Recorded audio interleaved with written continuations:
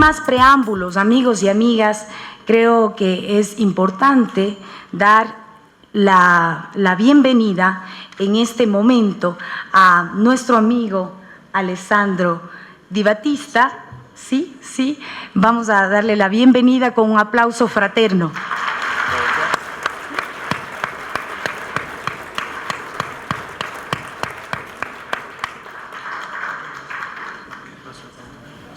Buenos días, ¿me escuchan? Sí, buenos días a todos y a todas. Para mí verdaderamente es un honor, un grande placer estar aquí en Quito y agradezco quisiera agradecer a Alianza País por esta interesante y agradecida invitación.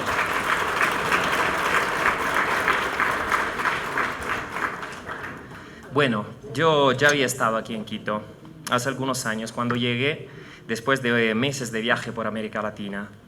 Viajaba a dedo, tenía una mochila llena de libros y tenía muy poca plata. Sin embargo, fueron mis limitados recursos económicos a volver a este viaje inolvidable.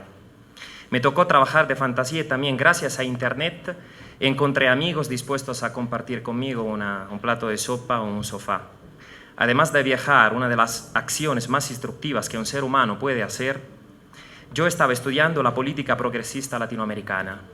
Me interesaba la manera con la cual ustedes habían enfrentado a la troika norteamericana, representada por el Fondo Monetario Internacional, el Banco Mundial, y obviamente a las grandes transnacionales dispuestas a intervenir en las políticas de los países latinoamericanos para que los derechos sean concedidos antes a las mercancías y solo después, tal vez, a lo mejor, a los seres humanos y a la naturaleza.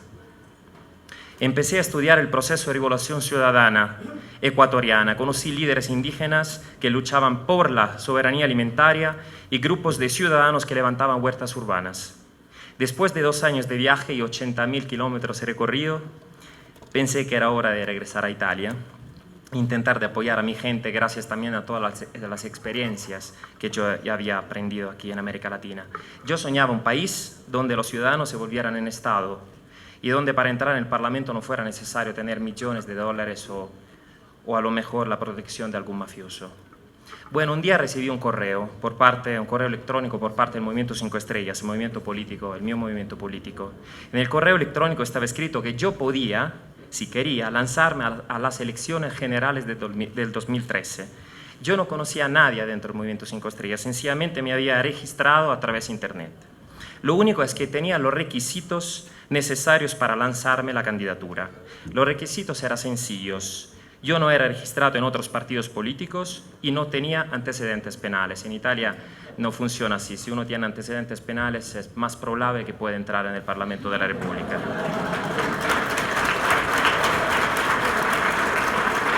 Requisitos suficientes. Entonces decidí de intentar. Me preguntaba por qué los delincuentes pueden legislar y yo no. Publiqué mi hoja de vida, grabé una presentación en video y escribí una declaración de intenciones políticas. Bueno, llegó el día del voto en Internet. Los más votados entraban en la lista oficial que se presentaba en las elecciones generales de la Cámara de Diputados. Yo entré y me tocó empezar mi primera campaña electoral sin experiencia y sin plata. En total, para mi campaña electoral gasté 144 euros, más o menos $180. Utilicé las redes sociales para compartir y comunicar ideas y propuestas políticas. Y un cómico que se llama Beppe Grillo, un cómico que había fundado el Movimiento 5 Estrellas, rellenaba las plazas de Italia hablando de medio ambiente, de justicia social y del sueldo de ciudadanía, que es una propuesta del Movimiento 5 Estrellas.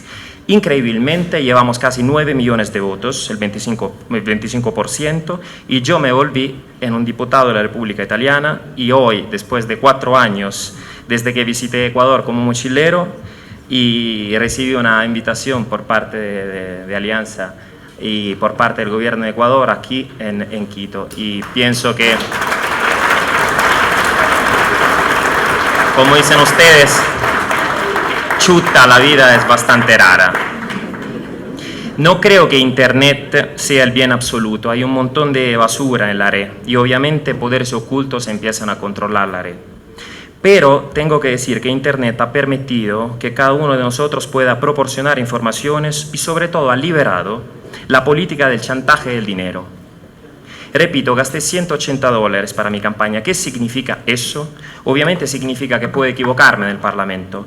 Puedo votar una ley que no tendría que votar o votar mal. Pero no tengo patrones que me han dado dinero y después me piden algo a cambio. Esta es una revolución mundial. Giovanni Falcone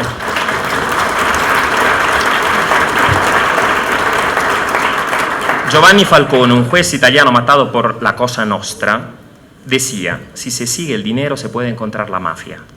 Bueno, la mafia no es solo la mafia que ya conocimos todo. Mafia también es un parlamento compuesto por diputados esclavos de grupos de presión que han permitido sus elecciones dándole mucha plata. El Movimiento 5 Estrellas no tiene a nadie atrás, ninguna empresa transnacional, ningún grupo de presión, tampoco el crimen organizado que en mi país sigue fuerte. Tenemos solo un dueño, los ciudadanos italianos. Antes de entrar en el Parlamento yo pensaba que había obviamente políticos crueles adentro. Bueno, me equivocaba. No hay buenos diputados o diputados malos. Hay diputados libres y diputados encadenados por el dinero que han recibido antes de entrar. Y más que los criminales son propios los políticos esclavos, aunque fueran honestos, los mejores aliados del sistema injusto. Martin Luther King decía, no tengo miedo de la maldad de los malos, sino del silencio de los honestos. Los grupos de poder, los grandes industriales y a veces el crimen organizado compran con el dinero el silencio de los políticos y amarran sus manos. Los políticos aceptan este compromiso vergonzoso, tal vez justificándose, diciendo que sin apoyo financiero será imposible entrar en las instituciones y de plano hacer buenas leyes. Falsos e hipócritas. Como si dice aquí, si te untas un dedo, te untas toda la mano. Y bueno, yo esto trato de no olvidarlo nunca. Desafortunadamente, también muchos editores televisivos y muchos periodistas, o sería mejor llamarlos sicarios de la correcta información, han sido comprados por poderes ocultos. Se han convertido en la principal arma de las oligarquías sin escrúpulos. Hay criminales que para asesinar a alguien buscan un sicario. En América Latina, lamentablemente, se contratan asesinos con poca plata. En Guatemala hay gente dispuesta a matar por $5. Pero hay también criminales que para lograr un objetivo parecido, destruir un proceso político justo o dejar creer que las víctimas en realidad sean los culpables, invierten en los medios. Si no estáis prevenidos ante los medios de comunicación, os harán amar al opresor y odiar al oprimido, dijo Malcolm X. Hoy en día puede pasar que en lugar de comprar Kalashnikov, compran periodistas. Y los Kalashnikov lo utilizan para matar a aquellos maravillosos periodistas que no se dejan comprar. Dictaduras tradicionales bien conocidas en América Latina y en mi país también, han sido reemplazadas por dictaduras mediáticas, donde los medios de comunicación son capaces de repetir las mentiras tantas veces que se vuelven en verdad. En el siglo XXI, para dar golpes de Estado, se utilizan menos tanques y más falsos reportajes y montajes de imágenes y palabras. Los golpes de Estado tradicionales han sido trágicos y visibles. Los golpes mediáticos van a ser igualmente trágicos, pero menos visibles y por lo tanto muy peligrosos. Bueno, también en contra de esos riesgos, Internet puede representar una respuesta, un recurso. La red mata a los intermediarios y, como todos saben, intermediar es una forma de ejercicio del poder. El Movimiento 5 Estrellas nació para derrotar a los intermediarios todos. Si se piensa bien, hasta la partitocracia, como la conocemos hoy, obviamente yo hablo más de la partitocracia de mi país, es una forma de intermediación entre instituciones y ciudadanos que para mí va a desaparecer. Un día veremos a las democracias representativas como hoy miramos a la monarquía absoluta, como algo de muy obsoleto. Lo contrario de la palabra mediación es la palabra soberanía. El Movimiento 5 Estrellas nace para construir la soberanía alimentaria. Por eso nuestras leyes empujan a comer lo que se produce y producir lo que se come. Soberanía energética, porque el futuro va a ser la autoproducción y el autoconsumo. La soberanía monetaria y la soberanía de la información. La red tiene el poder de contrarrestar esta dictadura mediática que nos rodea, aunque se no nos damos cuenta. Internet, el intercambio de información, el ciudadano que se hace dueño de su propia información son unas grandes respuestas al latifundio informativo que todavía existe. Y sigue fuerte porque el poder de los medios de comunicación se ha vuelto más sofisticado. Además de mentir, utilizan otra arma peligrosa, las estafas semánticas. Cambian el nombre a un fenómeno para que cambie la impresión general del fenómeno mismo. Así que, por magia, a las guerras de invasión le dicen misiones de paz para llevar democracia. A los presidentes elegidos democráticamente, como el presidente Rafael Correa, le dicen líder populista. A la dictadura del libre mercado, que el libre no es nunca, le dicen democracia. Y a las medidas de carnicería social, que en mi país están destruyendo la salud pública, la escuela pública y el transporte público, le dicen ajuste estructural o reformas necesarias. Quien controla las palabras controla el mundo. Bueno, repito, hay un montón de basura en Internet, pero por lo menos cada uno de nosotros puede controlar más las palabras. Hoy mismo voy a subir este discurso, el haré y miles de ciudadanos italianos pueden verlo y pueden tomar su opinión, hacerse una opinión, de forma totalmente gratuita. Antes estaba hablando de soberanía. El Movimiento 5 Estrellas también está luchando para volver a tener la soberanía monetaria. Una de las mentiras más grandes que circulan en Europa es que el euro es una moneda, solo una moneda y nada más. Es falso. El euro no es una moneda, es una forma de gobierno. Fue el medio elegido para eliminar cualquier autonomía política de los países que forman parte de la Unión Monetaria. Los grandes bancos, que son el verdadero gobierno europeo y son capaces de colocar títeres en los distintos países de la Unión Europea, se han dado cuenta que la única manera de llevar a cabo la privatización y la destrucción del Estado social era la moneda única. Los tecnócratas sin rostros han construido una jaula, el euro. Los medios de comunicación nos han convencido que no se trataba de una jaula, sino de una oportunidad fantástica. Los gobiernos han obedecido a los bancos y las cosas empezaron a ir mal. Pero los propios bancos, siempre con la ayuda de los medios de comunicación, han dicho que salir del euro sería la muerte, que los países que van a salir van a perder competitividad industrial, van a perder trabajos sueltos, pero toditas estas cosas ya están ocurriendo quedándonos en el euro. La Constitución ecuatoriana nos enseña que la libertad de la información es un derecho humano, como comer, tener un techo, tener ropa, respirar aire o tomar agua. Bueno, para mí también poder imprimir dinero a través de un banco público es un derecho humano. Es un derecho de los gobiernos nacionales poder adoptar políticas fiscales y monetarias autónomas sin deber pedir el permiso de un banco como el Banco Central Europeo, que está controlado por los bancos privados. Repito, el Banco Central Europeo en Europa está controlado por bancos privados. ¿Dónde está entonces la democracia? ¿Se acuerdan de lo que ha ocurrido en Grecia? La gente con el referéndum dijo, ya basta austeridad. Resultado, aún más austeridad. La muerte de la democracia. Grecia ha sufrido una invasión del siglo XXI, una invasión hecha por parámetros económicos que hay que observar y medidas impuestas por el Fondo Monetario Internacional como la deuda eterna. La evolución del capitalismo se llama creditocracia. En esencia, el capital se convirtió en un medio a través de préstamos para crear una deuda y ganar intereses eternos. La deuda eterna es la mejor inversión posible para el grande capital. Me gustaría recordar las palabras que el presidente Correa ha dirigido a representante del Fondo Monetario Internacional cuando fue expulsado del país. Son palabras que para nosotros del Movimiento 5 Estrellas son ejemplares. Tenemos la obligación de emergencia nacional y ponemos las obligaciones nacionales antes de las obligaciones internacionales. En el momento adecuado vamos a respetarla, sí podemos, pero nuestra prioridad es muy clara. Antes la vida, y después la deuda. La burocracia internacional corrupta e incompetente debe respetar a nuestro país. Bueno, yo no estoy aquí para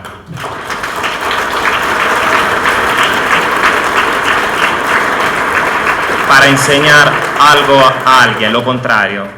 Verdaderamente a mí América Latina me dio mucho y sencillamente comparto mi experiencia como ciudadano en las instituciones, porque ni siquiera me gusta mucho la palabra político. Y sencillamente le voy a decir que como Movimiento 5 Estrellas hemos aprendido mucho desde el proceso democrático del ALBA bolivariana, como manera, digamos, de juntarse, de unirse, e enfrentar juntos un enemigo muy duro y muy fuerte. La misma cosa que tenemos que hacer nosotros también en Europa, sobre todo en el sur de Europa, porque nosotros también estamos enfrentando una troika bastante dura, compuesta, repito, por el Fondo Monetario Internacional, el Banco Central Europeo y la Comisión Europea, que es el gobierno de la Unión Europea, no elegido por nadie, porque nadie lo ha elegido. Es la misma batalla, ¿verdad? Y para hacerlo también nosotros, obviamente tomando la experiencia de América Latina y no repitiéndola al 100%, porque una cosa es el Suramérica, otra Europa, pero podemos aprovechar de sus logros que yo veo todos los días, y viajando y volviendo aquí en Ecuador, yo he visto un país muy, muy mejorado, y eso no se tiene que reconocer. Y es mi experiencia, yo no tengo, y nadie me ha dicho de decirlo, es lo que pienso.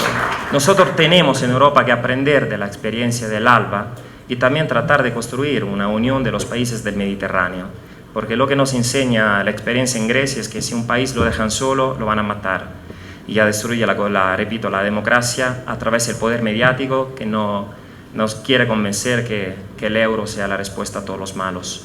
Y no es así. Nosotros también en Europa, repito, tenemos que ser una cosa sola en el Mediterráneo, porque también tenemos muchas características comunes, y poder levantar una lucha que ustedes han levantado, y tienen que estar orgullosos de esta lucha. Y yo sencillamente comparto mis experiencias, aprendí mucho desde ustedes, desde Ecuador, y voy a volver nuevamente a mi país con más ganas de luchar y tratar de construir un país más justo, un país normal. Un país normal. En mi país muchas veces la fuerza de policía defienden los ladros de los ciudadanos. En lo contrario, yo sueño un país donde la fuerza de la policía defiendan los ciudadanos de los ladrones, ¿verdad? Bueno, me voy a llevar todo esto. Espero que lo que hemos compartido hoy pueda ser un recurso para todos ustedes, como verdaderamente el ejemplo de Ecuador, de ese gobierno y de toda América Latina ha sido un ejemplo para mí que me voy a llevar siempre en mi corazón. Gracias a ustedes y que tengan un buen día.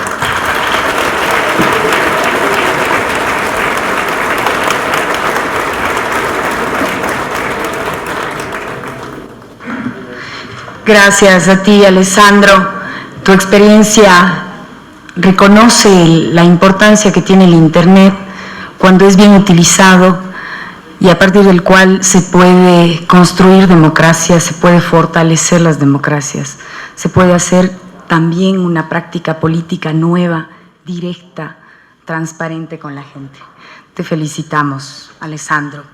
Bueno, y por comentarles, amigos y amigas, que la mesa está siendo transmitida en vivo y en directo a través de las redes, nos faltaba más.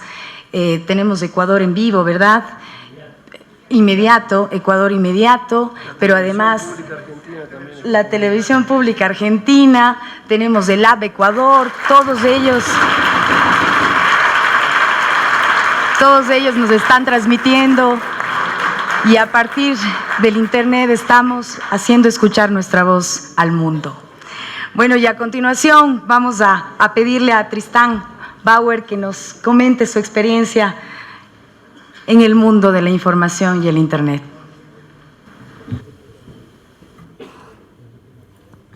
Gracias, muy buenos días a todos, a todas. Una alegría grande estar aquí una vez más en Ecuador, país hermano, país querido, país de Guayasamín, país de tantos luchadores.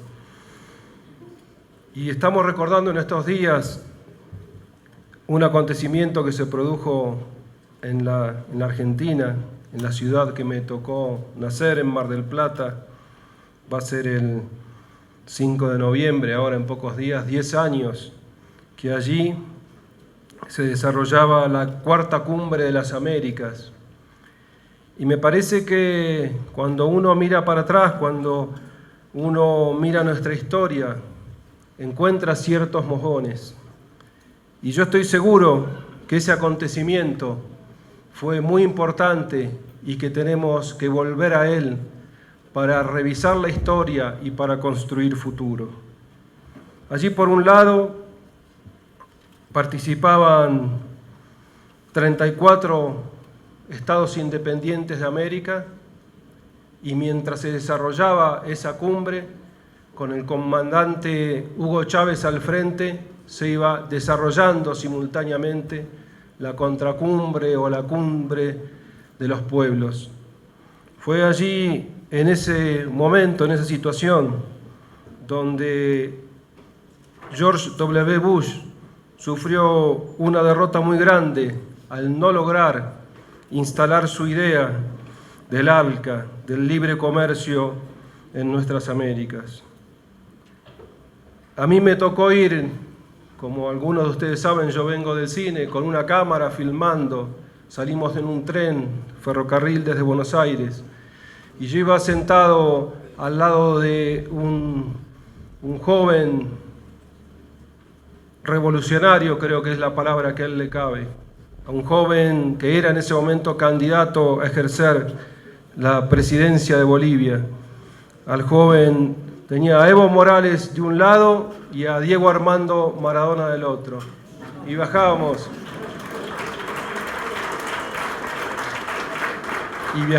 en ese tren. Y llegamos hasta el estadio de fútbol de Mar del Plata, y allí con su vigor, con su entusiasmo, con esa pasión única, el comandante Hugo Chávez decía: venimos aquí a enterrar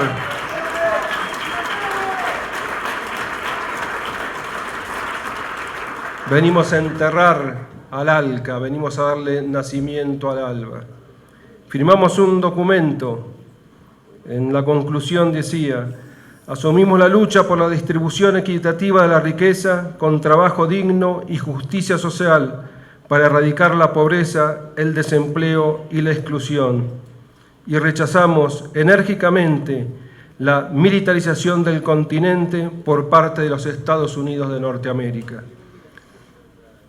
10 años atrás, y era ese el momento de aquel abrazo de seres extraordinarios, nuestro querido presidente Néstor Kirchner, el presidente Lula y el presidente Chávez avanzando en una nueva mirada, en una nueva construcción americana. Han pasado muchas cosas durante estos 10 años.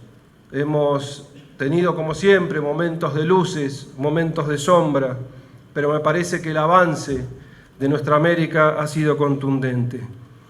En lo específico, en el campo de la comunicación, que es lo que nos atañe en esta mañana, la verdad que para la humanidad toda, la transformación que se ha dado en el campo de la comunicación, de la mano fundamentalmente de los desarrollos tecnológicos, ha sido sorprendente. Yo creo que lo que va más rápido en la sociedad humana actual es justamente esto, la comunicación. Los sistemas satelitales, las redes de fibra óptica que se están desplegando con una celeridad asombrosa en el mundo. Hoy hay más teléfonos celulares que ya no son teléfonos, sí son celulares pero ya no son teléfonos, son mucho más cosas que habitantes en el planeta. Y la generación y circulación de esa comunicación lo ha cambiado todo en estos años. En nuestra América hemos vivido procesos muy fuertes. Permítanme hablarles durante unos minutos sobre lo que aconteció en la Argentina. Nosotros, a pesar de vivir 30 años en democracia, todavía seguíamos rigiéndonos por la ley de la dictadura militar. Aquella ley que había firmado con su mano de sangre el genocidio de Videla era la que mandaba en la República Argentina. 30 años de democracia, distintos gobiernos no habían logrado cambiar esa ley. En el año 2009, el 10 de octubre del 2009, el Parlamento argentino sanciona una nueva ley, una ley que va a atacar el concepto monopólico. ¿Qué es lo que había ocurrido? Esa ley de la dictadura que había puesto todos los medios al servicio de esa cultura de la muerte desarrollada por los genocidios, había sido tomada por los grupos empresarios monopólicos y se habían adueñado de todo como lo había hecho la dictadura en su momento. Pues bien, con mucho esfuerzo y con movilización popular se sancionó la Ley de Servicios de Comunicación Audiovisual. Fue un acto de una valentía extraordinaria, de un coraje extraordinario de nuestra presidenta. Y a partir de ahí comenzamos en la construcción de un nuevo sistema de medios. Los medios públicos que estaban destruidos, como en general estaban destruidos los medios públicos de toda nuestra América, se fortalecieron. Y de las manos de los cambios tecnológicos, de la digitalización de la televisión, se avanzó en el poder y en la llegada de estos nuevos medios públicos, tanto las radios como los nuevos canales de televisión. En el sector universitario se comenzaron a crear nuevos canales, el nacimiento de canales para nuestros niños. Cuando uno mira América Latina, todos nuestros niños, porque nosotros estamos siempre muy preocupados fundamentalmente con la prensa, con el periodismo, pero tenemos que tener en cuenta que en nuestra América, durante años y años, todos nuestros niños se forman viendo 7 canales infantiles, que llegan los 7, que están diseñados, producidos, escritos, los 7 en los Estados Unidos de Norteamérica. Señales como Disney y toda la cadena de distribución es la que forma a nuestra niñez. Por eso el nacimiento de canales como Encuentro, de canales como Paca Paca para nuestros niños fue realmente absolutamente transformador y necesario. Uno tiene que también desarrollar tecnología, tenemos que adueñarnos de la tecnología, esto es vital. Logramos construir en la Argentina un sistema que hoy llega al 82% de televisión mediante la implementación del sistema de televisión digital terrestre. Hemos desplegado ya 80 antenas en el territorio argentino y de ahí distribuimos 12 canales libres y gratuitos para todo nuestro pueblo. El fútbol.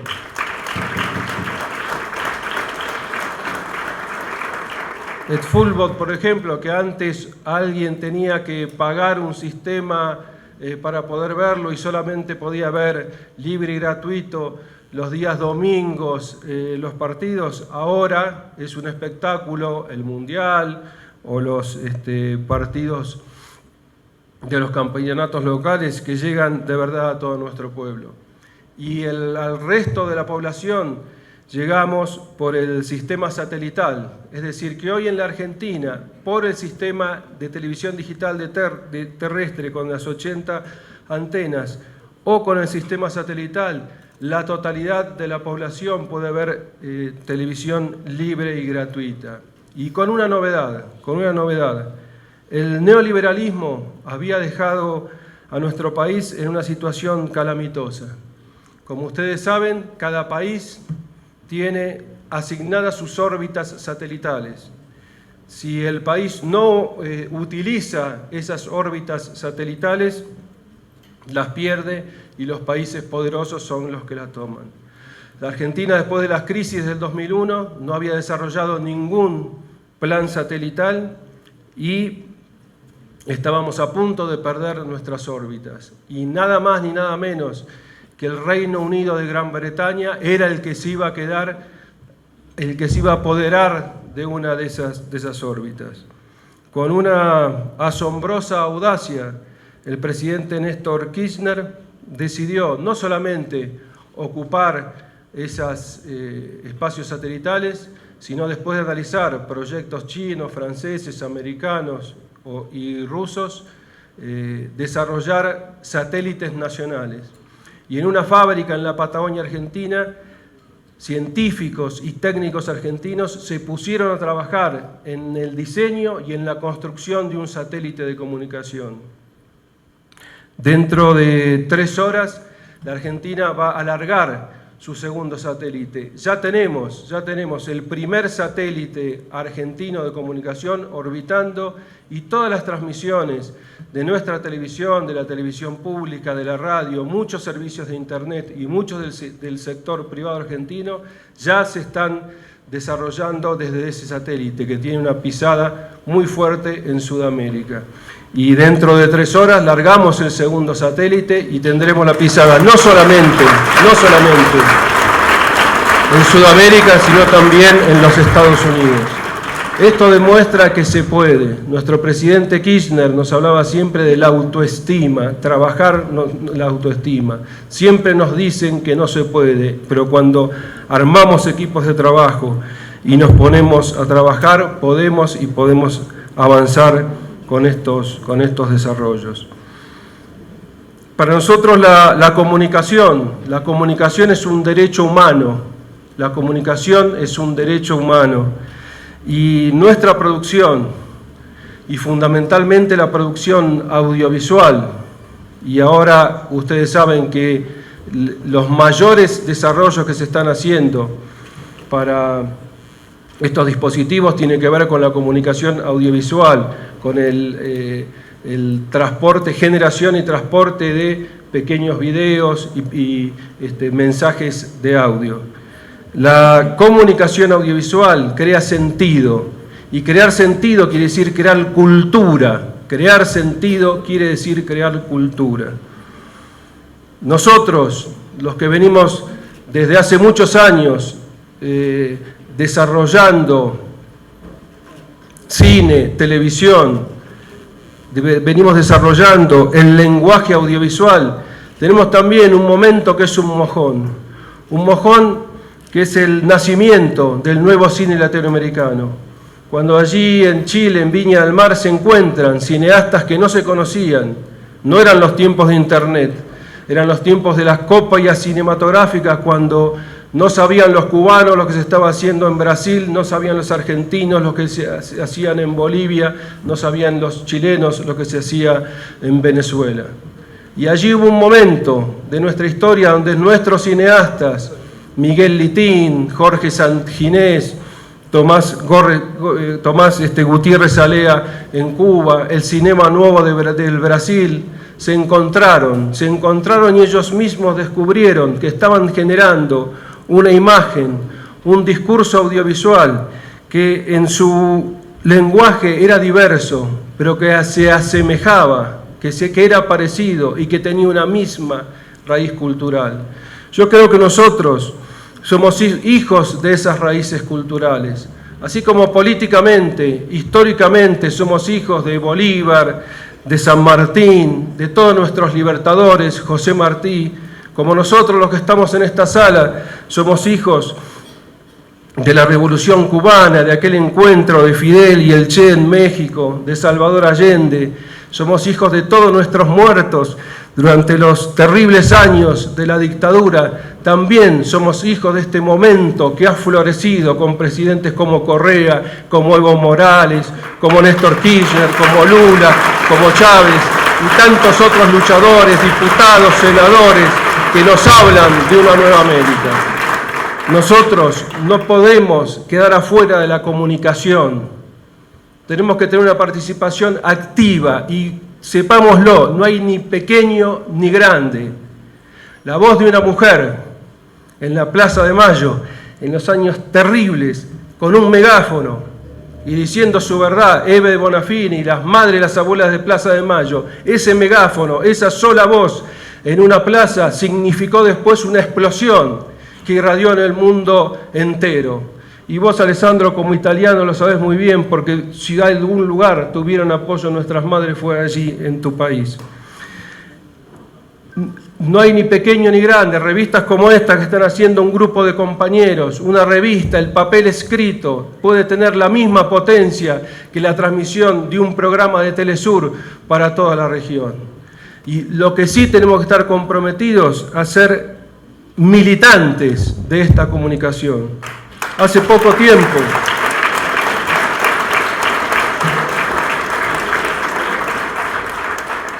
hace pocos días, para tener conciencia todos la potencia de una imagen, apareció en las pantallas de televisión, en los celulares, la imagen del niño muerto en las playas de Turquía. El Papa Francisco hablando mucho de esa situación, y de repente se instala un tema y se empieza a analizar y abordar ese tema, pero sigue siendo la imagen y la potencia de una imagen y la circulación de esa imagen el disparador para comenzar a hacer estas reflexiones humanas.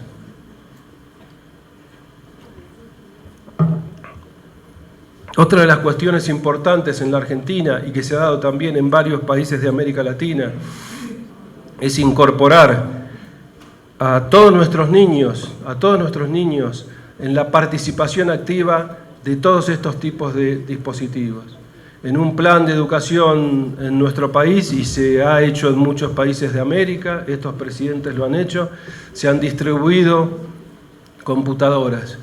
Y esos niños que estaban en las escuelas rancho, que estaban, se los decía, fuera del sistema, hoy están vinculados al mundo.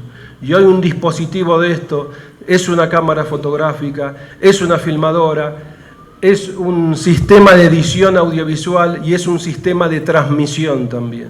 Es fundamental incorporar a todos nuestros pueblos, sobre todo a nuestros estudiantes, a este nuevo modelo de comunicación mundial.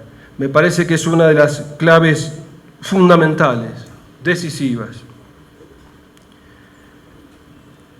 Nuevas leyes, fortalecimiento de los medios públicos de cada uno de nuestros países frente al avance arrollador de los grupos monopólicos privados, generalmente de la mano de los Estados Unidos, como vemos los ataques al compañero Maduro, a Dilma, al compañero Evo, a la compañera Cristina, feroces, así como antes utilizaban, acá el amigo italiano hablaba de las Kalashnikov, los tanques de guerra, los golpes militares, ahora llegan con toda esta parafernalia mediática. Responder cada día, como tarea cotidiana. Yo creo que el que vio con mayor claridad todo esto, no lo pensaba decir, pero ya que hay un hermano italiano aquí, lo voy a decir. Y el que lo vio es sorprendente cuando uno lo estudia, porque en la cárcel, en soledad, y cuando todos estos fenómenos eran muy incipientes, Antonio Gramsci define con mucha claridad lo que es la hegemonía de los medios. Cómo se puede hacer, pueden avanzar los ejércitos de Napoleón, porque primero avanzó la Revolución Francesa con sus libros. Creo que hay que volver a Gramsci, releerlo, comprenderlo y avanzar en toda esta nueva construcción. No dejarnos apabullados por la velocidad del desarrollo tecnológico, sino desde nuestras democracias, desde el fortalecimiento del Estado, adueñarnos de esas tecnologías y generar ideas, pensamiento y acción. Yo creo que este es el mejor homenaje que podemos hacer a nuestros mayores, a los que soñaron una América Latina unida. Me parece que ese poema de Martí, creemos en el mejoramiento humano, porque en este momento ya no es solamente la región. En este momento el dilema es de la humanidad toda. Lo dijo Francisco el otro día, vivimos una tercera guerra mundial fragmentada. No es la que conocimos como el modelo de la primera, de la segunda, pero es una tercera guerra mundial fragmentada. Y en ese sentido, creo que la unidad de nuestros pueblos, creo que la participación militante y creo que actuar con inteligencia, con creatividad en todo este nuevo mundo de Internet, donde palabras que hasta hace 4 o 5 años no existían, hoy ya nos suenan a viejas y aparecen el WhatsApp, el Facebook y así una dinámica permanente. Bueno, estar a la altura de esa dinámica, estar a la altura como creadores dentro de esa dinámica y, como decía Atahualpa Yupanqui, en nosotros nuestros muertos para que nadie quede atrás, en la memoria de todos nuestros muertos, de todos nuestros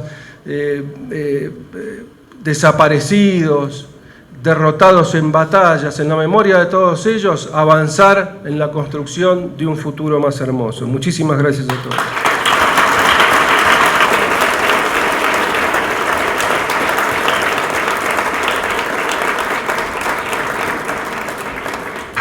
Tristán, muchas gracias por contarnos desde tu experiencia cuáles son los desafíos también para nuestra América Latina y para la humanidad entera. Sin duda alguna desde los medios, desde el Internet, se puede consolidar una patria grande, pero así también podemos estar frente a la hegemonía de esos mismos medios que pueden destruir o que intentarían destruir nuestros sueños. Pues aquí nos vemos juntos y este ambiente que se siente en esta mesa de diálogo es un ambiente muy interesante. Tenemos, digamos, la presencia de varios compañeros y compañeras que nos están visitando de la Patria Grande. Gracias por estar aquí, gracias por unir esos esfuerzos de llevar adelante una patria unida, una patria que realmente pueda proponer al mundo un cambio civilizatorio. Y ahora vamos a dar paso a nuestro amigo, compañero, camarada, Julian Assange, que esperamos que ya esté con el audio y le damos una cordial bienvenida. All right. Okay. I understand that we're running somewhat late, about an hour, I think. So I'm not sure how long I have to speak. Is it 15 minutes still? Yes? Okay. So I'm very interested to hear what the other two speakers had to say, because there is a convergence of thought that I see happening with my own thoughts and these two speakers and others I've met recently. But I want to point out some very recent events and use that as a mechanism to try and understand something very desarrollar un important. mecanismo para On Monday, el lunes the sitting UK general threatened un to general make a del Reino coup Unido in en this el Reino country, Unido a military amenazó coup, con un golpe militar if the newly si es elected que opposition leader, un líder de oposición Jeremy Corbyn, recientemente electo, the centre-left opposition leader, un líder but de izquierda, personally the most left-wing personalmente el opposition leader líder that this country más, has seen más de izquierda maybe 30 que este years, país ha visto en 30 años, was to enter into government. fuese a ingresar The al gobierno. statement was Y la that declaración fue que should he attempt si él to remove, intenta, as he has said, the United Kingdom from NATO or diminish its role, or to remove the UK's nuclear weapons system, al reactivar las he would armas be nucleares de by Inglaterra, fair means or foul, and there would be effective mutiny in the UK.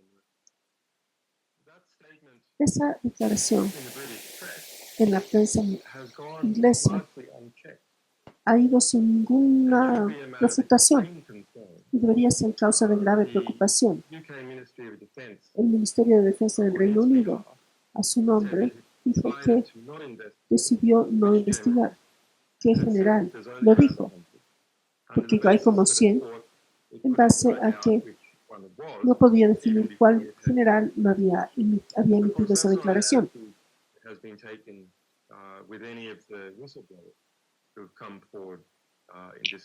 Esto no es algo que haya pasado antes en este país. En el Reino Unido se publicó, tenemos el sistema nuclear del Reino Unido estaba en muy malas condiciones y se cuestionaba por qué. Coincidencialmente, hoy, el aniversario del golpe policial contra el presidente Correa. Así que vemos que los golpes, los intentos de golpe son más un tema de lo que hace un político en vez de dónde provienen, en vez del lugar, país de origen. Hace una semana antes de que saliera la declaración de este general, yo dije que mi análisis de la estructura en el Reino Unido era tal que yo aconsejaba al Jeremy Corbyn, que es el líder de oposición recientemente electo, yo le aconsejaba tener cuidado con lo que decía con la OTAN y el sistema de armamentista. El ataque mediático a este líder de oposición, esto podría ser en Latinoamérica también, porque su esposa es mexicana y ha estado en la mayoría de países. Lo apoyaron a él en el Parlamento y a Ecuador en el Parlamento. Este ataque, como líder de oposición del Reino Unido, él ya fue electo con una gran mayoría del Partido de Trabajadores. El mayor apoyo desde la Segunda Guerra Mundial con un 42%, representando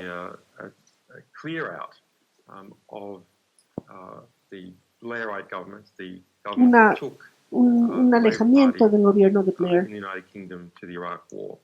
en el Reino Unido y una mayor participación en el Partido Laborista en los últimos 4 meses. Más de 65,000 miembros se han unido al Partido Laborista en las últimas 2 semanas.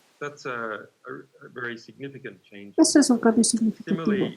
Similarmente, en el Reino Unido, en Escocia, y en el Partido Independentista Nacional ha sido dominante, con 56 de 59 espacios en la elección. Cataluña,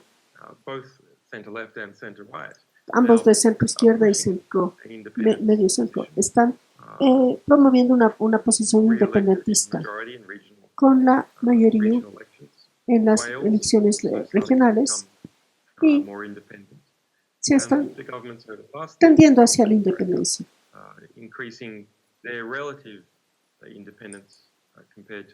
Y son relativamente más separatistas que el resto del mundo.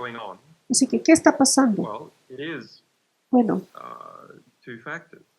hay 3 factores, 2 factores.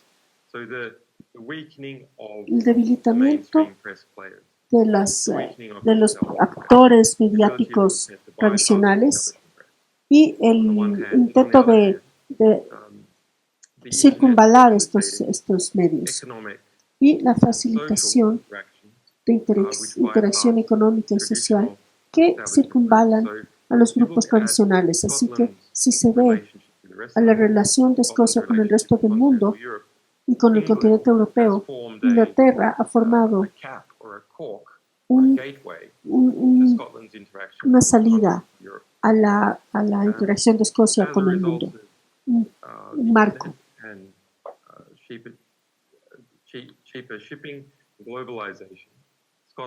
Escocia, así, a través de movilización, ha tratado de comunicarse directamente con el resto del mundo y no a través del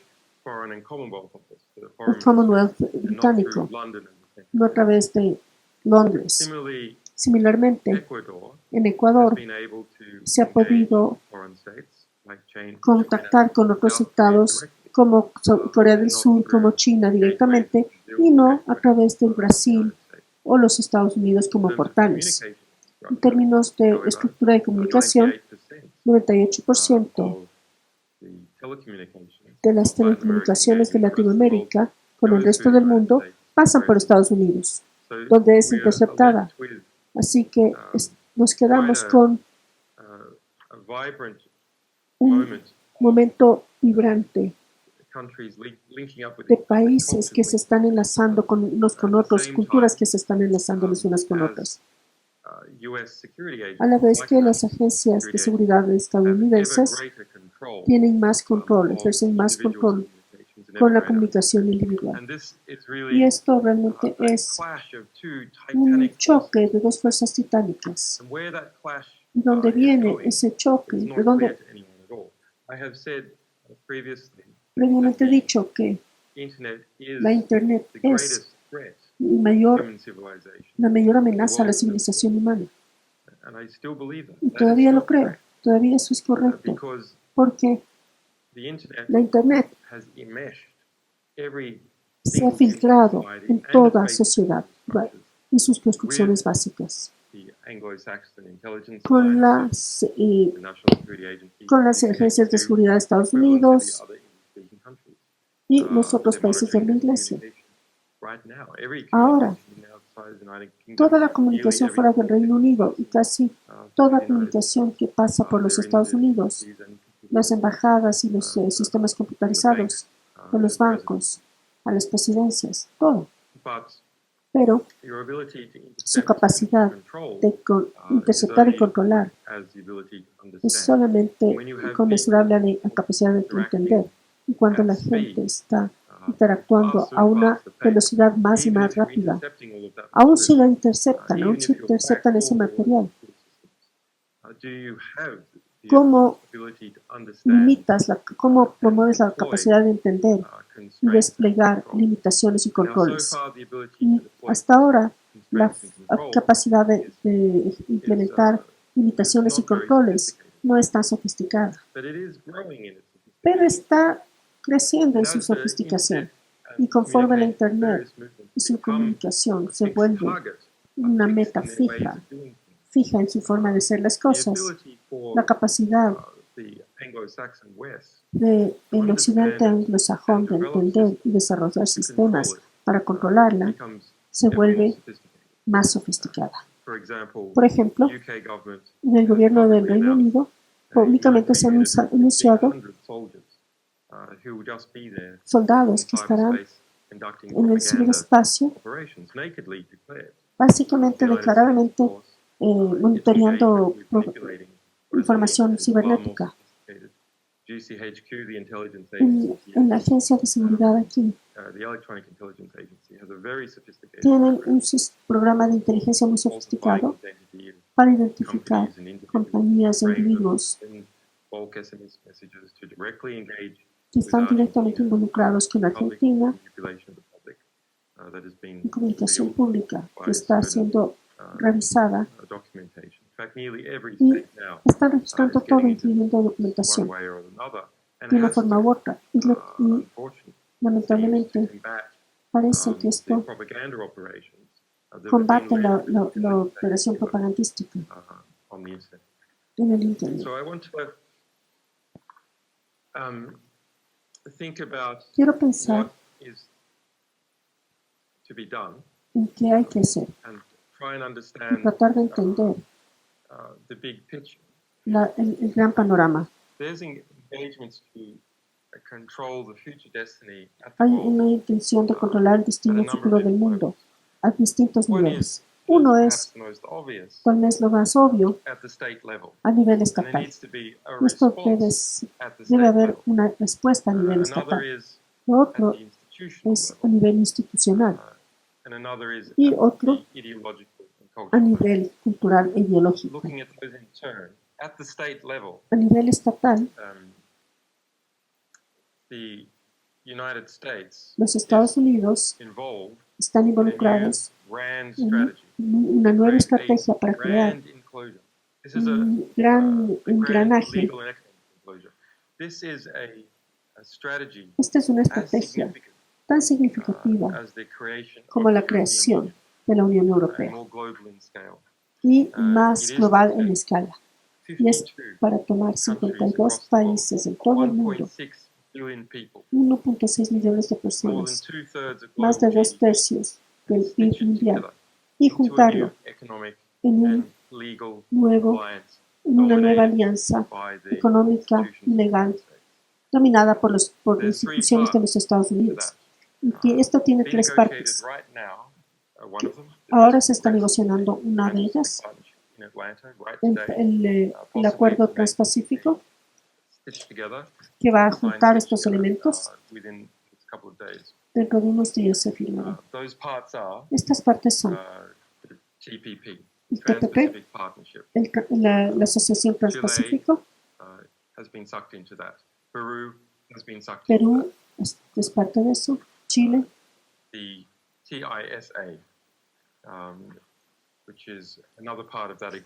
otra parte de ese acuerdo es el CIS, incluyendo Colombia, Costa Rica, México, Panamá IPD, the ETIP, the el Economic and Legal IPP, Integration la integración of the económica y EU, legal de la Unión Europea member states, y todos los and the 27 United Estados States. miembros y los Estados Unidos. Nearly 50% of global Un GDP gran porcentaje del PIB mundial between them.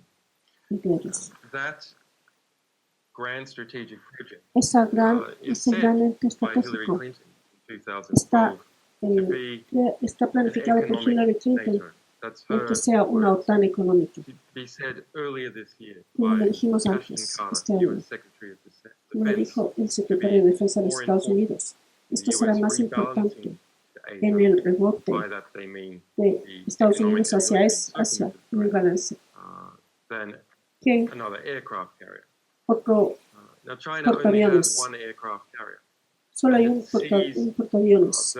those sorts of statements, of Y este course, tipo as de a serious threat, declaraciones and they are a obviamente serious threat. son una amenaza seria. Stitch together all the El West and its allies in juntar a new bloc to los economically aliados en un nuevo circle bloque China, suck as many Latin American states y as dejar possible, fuera a into muchos that estados new ring, latinoamericanos, pero a la vez traer muchos otros estados latinoamericanos y dominar institutions that la emerge, institución, las instituciones internacionales y las cortes que toman todas las decisiones en relación a conflictos including US appointees.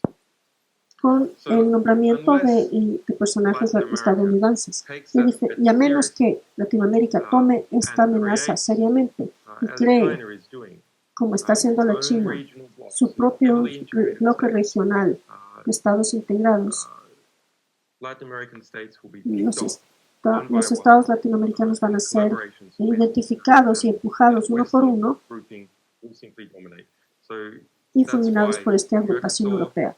Por eso el Mercosur, UNASUR, ALBA, tiene que acelerar su integración económica y militar.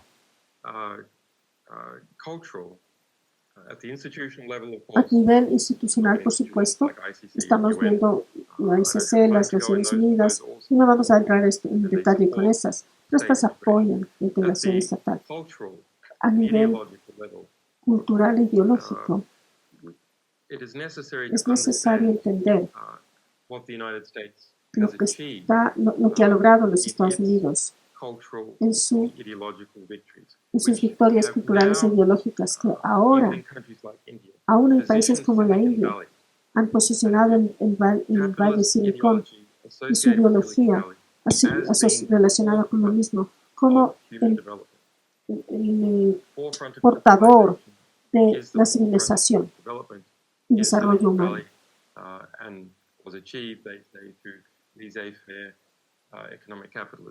Y han avanzado las ideas del capitalismo. Eso simplemente no es verdad. El Valle Silicón se logró como resultado de una intervención militar y de inteligencia y fondos como resultantes de la Guerra Fría. Pero en los Estados Unidos insisten en que otros países no deberían participar en programas similares de educación y financiamiento para que los frutos del Valle Silicón. La idea es decir que son un fruto de la liberalización, pero eso no es verdad. Son un resultado de las estructuras ideológicas que se han desarrollado por cientos de financistas estatales, ONGs, la Fundación Ford, Carnegie. Estas ONGs están conectadas con el desarrollo ideológico del capitalismo estadounidense. Los Estados Unidos, a través de otras instituciones, similarmente, conforme documentado, como he documentado en mi último libro, cientos de ONGs en Latinoamérica, aún en el Reino Unido, promueven esta visión ideológica. No hay un control ideológico sobre estas creencias a través de financiamiento de la izquierda en Latinoamérica. Si esta visión quiere sobrevivir, Se tiene que financiar institutos de investigación y universidades para desarrollar la única visión ideológica. La mayoría de la gente ve la tecnología como algo que nos sirve. Avances médicos y económicos se han posicionado como algo que nos sirve a sus familias y a sus instituciones directamente. A menos que los gobiernos de izquierda en Latinoamérica y en otros lados puedan presentar una visión tecnológica del mundo que puedan aceptar y que beneficiaría a la sociedad.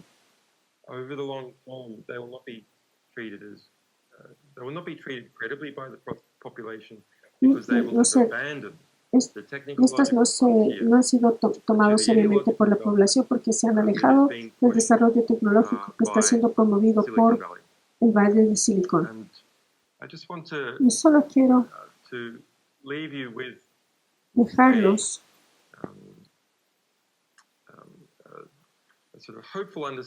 con un entendimiento de lo que he desarrollado sobre la superestructura del gobierno, de la cual es parte del gobierno de los Estados Unidos. El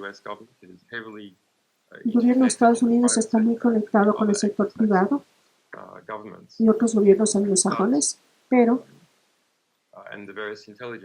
y las varias agencias de inteligencia, pero no es todopoderoso. Si ustedes ven el conflicto que se ha dado con Ecuador y los Estados Unidos, aún en mi situación personal, sí, hay cientos de policías alrededor de esta embajada y el Reino Unido ha admitido gastar más de 2 millones de libras en la vigilancia de mi persona en la embajada en los últimos 3 años. Pero a pesar de eso, desde esta embajada, protegido por Ecuador, he podido enfrentarme con la Agencia Nacional de Seguridad de los Estados Unidos a fin de garantizar el asilo de Edward Snowden, sacarlo de Hong Kong para un lugar seguro durante la batalla de extradición y ganamos. Igualmente, en cuanto a una pletora de publicaciones,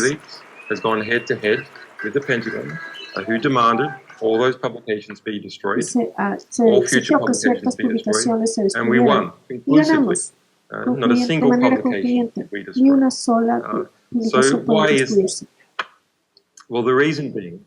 ¿Y por qué fue esto? Porque los secretos generan incompetencia. Las agencias de inteligencia en general, no importa qué tan grandes sean, no importa qué tan grande sea su presupuesto, son profundamente incompetentes y son profundamente incompetentes por una sola razón económica. In order for there to be an effective market, there needs to be a perfect market corresponds, even in classical economics, to there being a perfect supply of information.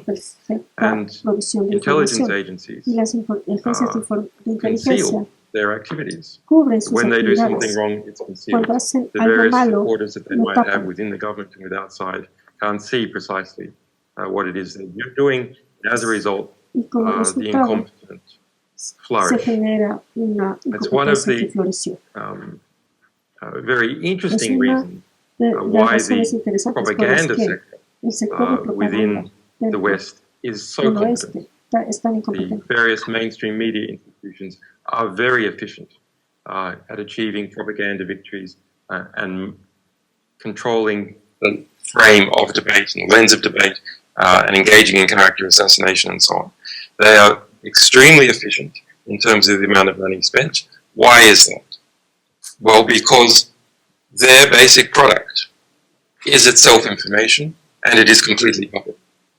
So various supporters from one country to another in the ruling classes of those countries can determine which media institution they are to support or not support. It is almost a perfect market.